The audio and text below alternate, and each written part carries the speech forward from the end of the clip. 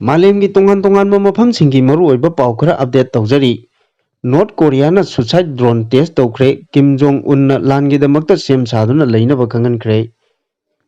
North Korea की leader Kim Jong Un अनोब suicide drone अमा डेमोन्स्ट्रेशन तौखिबगा लोइनना अथुबा मतमदा खुलाई असि छाबा लोइसिन्दुना थमनबा तक्सिनखिबगा लोइनना लेबाक असिना लानगीदमक्ता सेम सादुना लैनबा खंगनख्रे हाइना स्टेट मीडिया की माइकैदगी फोंदोरकली। यूएस अमदी साउथ कोरिया की फोर्स ना मखोइगी डिफेंस कैपेबिलिटी हेना कनखतहन्नबगी पांदमदा जॉइंट एक्सरसाइज पांथोखिबा चैरक्ता नॉर्थ कोरिया की लुचिंगबा असिना थोंग असी चथरखिबनी। यूएस अमदी साउथ कोरिया ना नॉर्थ कोरिया की थ्रेट थेंगनबगी दमक्ता जॉइंट एक्सरसाइज पांथोकली। नॉर्थ कोरिया ना साबा सुसाइड ड्रोन की डेमोन्स्ट्रेशन पांथोखिबा अदु लेबाक असिगी लुचिंगबा किम जोंग उन निंगथिना येंगसिनखि। थांजे नुमिता पांथोखिबा सुसाइड ड्रोन की चांगेंग अदुदा साउथ कोरिया की K2 हाइना खंगनबा मरुओइबा बैटल टैंक अमा टारगेट तौदुना थुगाइबा ngambagi शक्ति अदु चपचाना उथोखि हारि X की शिप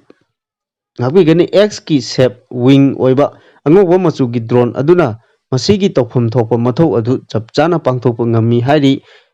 ट्रेडिशनल कम्बैट ड्रोन सिंगा मानदबा मोंग अमदा हारिबा सुसाइड ड्रोन मखल असिदी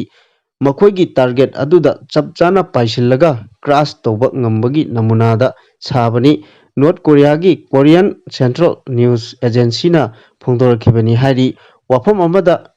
टेस्ट चथखिबा अदुदा तोंगान तोंगानबा मखलगी ड्रोन सिंग याउरी मसिदा मरुओइना कंफाल अमदी समुद्रगी लमदा टारगेट तौनबा ड्रोन सु याउरी। हौजिक मालेमगी ओइना मिलिटरी की टेक्नोलॉजी दा अवोनबा कया अमा लाक्लिबा असिना मरम ओइरगा नॉर्थ कोरिया की ओइनसु असिगुम मखलगी ड्रोन प्लान सिंग साबा हाइबसी यामना तंगाई फदबा अमनी हाइना किम जोंग उन की माइकैदगी तक्सिल्ली। नॉर्थ कोरिया की मिलिटरी ना एडवांस ओइरबा मिलिटरी ड्रोन असी अथुबा मतमदा डिप्लॉय तौरगनी हाइरी ड्रोन प्लेन असी खुमांग यांगसिननबा साबगा लोइनना थबक असिना लानगीदमक्ता सेम सादुना लैनबा किम जोंग उन खंगनख्रे हाइरी। मखा तारकवा पाउदा म्यांमार कन्फ्लिक्ट हेंगलखिबा चैरक्ता चाइनाना ngमखै परिंगदा आर्म पेट्रोलिंग चतुना लाइव फायर एक्सरसाइज पांथोक्रे। म्यांमार कन्फ्लिक्ट हेंगलखिबा चैरक असिदा चाइनाना ngमखै परिंगदा आर्मी पेट्रोलिंग कनखलिखिबगा लोइनना लाइव फायर एक्सरसाइज पांथोक्रे हाइना पाउगी सोर्स अमगी मतुंग इना फोंदोरकली। चाइनाना पेट्रोलिंग चतलिबा असिदा एयर सर्विलेंस सु सरुक यारी मसिदा मरु ओइना रुंगली जिनकांग अमदी अतोपा फ्रंट लाइन की एरिया याउरी हारी। रुइली हारिबा मफम असी चाइनाना खा नुंगसुप थंगबा यूनान प्रोविंस की मनुंग चन्ना लैबनी। हारिबा मफम असी म्यांमार दा पोट चैसिंग पुथोक पुसिन तौबा अमदी मी चथोक चसिन तौबगी मरु ओइबा फाउनाफम लंबी अमसु ओइरी हारी। म्यांमार दा कन्फ्लिक्ट चथबना मरम ओइरगा आर्टिलरी सेल तासिलकपदगी चाइना की लमदमगी सरुक अदुदा लैरिबा मियोइसिंगदा अशोक अपन नंगबसु याउरे हारी। म्यांमार की सान स्टेट खुद थोकनबगी थौदोक हेंगलखिबा असिना मरम ओइरगा आर्टिलरी सेलसिंग अदु तासिलखिबनी हारी। हौकिबा चहिगी अथेंगबा सरुक्तगी हौरगा म्यांमार दा एथनिक आर्म ग्रुप एलायंस का मिलिटरी की मरक्ता खुद थोकनबगी थौदोकसिंग असी कनखलकली। जनवरी थादा चाइनाना ब्रोकर ओइदुना चथखिबा सीज फायर अमसु जून थागी अथेंगबा सरुक्ता काइखिबदगी खुलाई पाइबा ग्रुप असिना म्यांमार की मसिंग यामलबा मिलिटरी पोस्ट कया अमा लौसिनखिबगा लोइनना मरु ओइबा टाउन कया अमसु कंट्रोल तौबा ngमखि हाइरी। मसिना मरु ओइना इथनिक आर्म ग्रुप असिना ऑफेंसिव चथरकपदगिनी। म्यांमार मिलिटरी नदी ड्रोन अमदी वार प्लेन सिंग सिजनदुना बॉम्बिंग चथरी मखोइना इंटरनेट अमदी मोबाइल फोन नेटवर्क न सिंगबसु असिंग थमजिल्ली। मसिना मरम ओइरगा मसिंग यामलबा मियोय कया अमना साफगदबा मफम येंगदुना लांजेना खरे हाइरी। चाइनीज पीपल लिबरेशन आर्मी की खाथंगबा थ्रेटरदा फोंदोकिबा वाफम अमदा मखोइना आर्मी यूनिट ऑर्गेनाइज तौदुना लानमीसिंग अदुना यामना थुना चंगसिलगा ब्लॉक अमदी कंट्रोल तौबा अमदी स्ट्राइक तौबा ngambagi चांगेंग अदु माइ पाकना पांथोकपा ngamle। बॉर्डर की एरिया अदुदा मखोइना तंगदु लेताबा अमदी सिक्योरिटी की फिबम कायहंदनबगी दमकता खोंथांग अदु पाइखलकपनी। चाइना की फॉरेन मिनिस्टर वांग यी ना फोंदोखिबा वाफम अमदा चाइना ना म्यांमार दा शांति अमदी तंगदु लेताबा फिबम अमा हंजिलहन्नबा होनगनी म्यांमार लेबाक असिदा क्राइसिस मायोकनादुना लेरी मसी मरुओइना इंग 2012 की फेब्रुआरी थादा इलेक्शन गवर्नमेंट ओंग सान सूचीना मफम चिंथादुना मिलिटरी कू चथख्रबा मतुंग तारकपा लेबाक असिदा कांगखोंग चाइबगी फिबम असी मायोकनादुना लाकपनी म्यांमार की बॉर्डर मनाक नकपा मफम अदुदा चाइना की लानमीसिंग अदु आर्म पेट्रोलिंग चटपगा लोइनना लाइव फायर एक्सरसाइज पांथोकली मखा तारकपा पाउदा लेबाननगा उंखटनरिङै मनुंगदा इजरायलना गजा स्ट्रिपता एटेक मखा ताना चथरगली इजरायल अमसुंग हमास का गजादा ममांग चहीगी अक्टोबर 8 तगी सोकनरिबा लान असिगी वारोइचिन पुरकनबा यामना कन्ना होनदुना इजिप्ट अमसुंग कतारना यूएसए गा लोइनना पांथोकिबा वारी छानबा अदु माइ पाक्ट्रिङै अमदि लेबाननगी हेजबोलागा नौना खुथोंनबा हौरगलिबा असिगी मरक्ता ngarang इजरायलना गजा स्ट्रिपता एटेक नौना चथख्रे निंगसिंगबा याबदि नोंमाइजिंग नुमिता इरानना मतेंग पांगबा लेबाननगी हेजबोलागी माइकैदगी मखोइगी मकोक थोंगबा कमांडर इजरायलना हाटकिबा अदुगी पाउखुम ओइना रॉकेट अमसुंग ड्रोन कया इजरायलदा काप्सिलखिबनी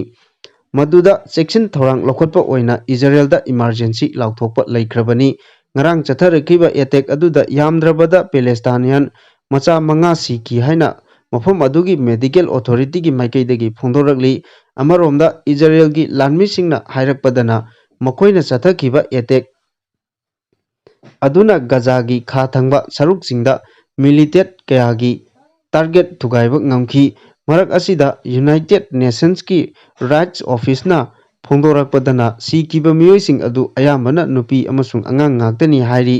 गजागी एटेक अदुगा मतम चप मानना लेबाननदसु मखोइगी एटेक अदुना टारगेट चनीगा हुंबुद्रा चौखनबा ngamखि हाइरी मरक असिदा इजरायलगी प्राइम मिनिस्टर बेंजामिन नेतन्याहुना महाकी कैबिनेट फोंदोरकपदा एटेक अदुना हेजबोलागी माइकैदा चथबा अरोइबा नते मखा तारखिगनी हाइखि नाकल अमरोमदना हमास की ऑफिशियल अमना फोंदोरकपदा मखोइगी डेलीगेशन अमा कायरोदा चटखि अदुबु इजरायलगिदी लाकिदे वारी छाननबा अदु मे थादा लैखिबा फ्रेमवर्क अदुदा युमफम ओइदुना चथखिबनी अदुबु वारुचिन पुरकपा ngamखिदे हाइखि मखा तारकपा पाउदा हुतीना रेड सीदा एटेक चथरखिबदा ग्रीक की फिराल थेटपा थाव पुबा जहाज अमा मई चाखरे थाव युबगी खुदम फंगद्री हुती की रेबेल सिंगना रेड सीदा चथखिबा एटेकता ग्रीक की फिराल थेटपा जहाज अमा मई चाखरे अदुम ओइनमक जहाज अदुदगी थाव युबगी खुदम चांगदमदी फंगद्री हाइना यूरोपियन यूनियन नेवल कमांड की माइकैदगी फोंदोरगली सोनियन मार्क थाबा जहाज अदुदा हुती रेबेल सिंगना एटेक चथखिबा अदु ख्वाइदगी साथीबा मोंग अमा ओइरे हुती रेबेल सिंग असिना रेड सी फाउदुना चलिबा जहाज सिंगदा एटेक तौबगी थौंगसिंग असि लेपा लैतना चथरी इजरायलना गजादा चथरिबा लान असिदा हमास मिलिटेंट सिंगबु सपोर्ट तौबा उल्लदुना हुती रेबेल सिंग असिना रेड सीदा चथोक चसिन तौरिबा जहाज सिंगदा एटेक तौबगी चांग असि हेंगलगली चथखिबा एटेक अदुना मरम ओइरगा रेड सीदा $1 ट्रिलियन अमरोंगी ललोल इतिकी तौरिबा असिदा अकाइबा थोगले मसीगी सुमथक्ता सुदान येमेन नचिंगबा सिंगदा तेंबांगबगी पोटचै सिंग पुरिबा जहाज सिंगदसु चथोक चसिन तौबदा चाउना अकाइबा पीरे हाइरी यूरोपियन यूनियन की ऑपरेशन एक्सपाइट की मिशन असि मरु ओइना एरिया अदुदा चथोक चसिन तौरिबा जहाज सिंग अदुबु प्रोटेक्ट तौबनी सोनियन जहाज अदुगी मई चाखलकपगी सक्तम अदु उबा फंगी हाइनसु फोंदोरगली जहाज अदुगी फंबागी तोंगान तोंगानबा मफम मापलदा मई चाखी लोइनना हाइरिबा जहाज असिदा इराक की क्रूड ऑयल टन लाख अमगा लिसिंग यांखै यावी हाइरी मसी चौराकना बेरल मिलियन अमरोम ओइगनी हाइरी जहाज अदुगी ऑयल टैंकसिंग अदुगी सो लोलिबा मफम अदुगी मनाक नकना मई चाकपगी सक्तम सिंगसु उबा फंखी हाइकी हौजिक फाउबगी ओइनदी थाव युरकपगी खुदम चांगदम उबा फंगद्री अदुम ओइनमक मई चाकलबा जहाज अदुदगी थावसिंग अदु युथरकपा थोकलगदी एनवायरनमेंटल डिजास्टर मायोकनगदौरिबनी हाइना यूरोपियन यूनियन मिशन की माइकैदगी फोंदोरगली हुती रेबेल सिंगना चथरखिबा एटेक असिना मरम ओइरगा रेड सी की एरिया अदुदा जहाज सिंगना मनिंग मखा तमना चथोक चसिन तौबदा अकीबा पीबा खक्ता नतना समुद्र की लमदा चथोक चसिन तौरिबा मियोइसिंग अमदी एनवायरनमेंट चाउना खुदोंचादबा मायोकना हल्ले हाइरी मखा तारकपा पाउदा रशियागी मिसाइलसिंगी अटैकता यूक्रेनगी सिटी कया मई मुटख्रे एक्शनगी मतम यौरे हाइख्रे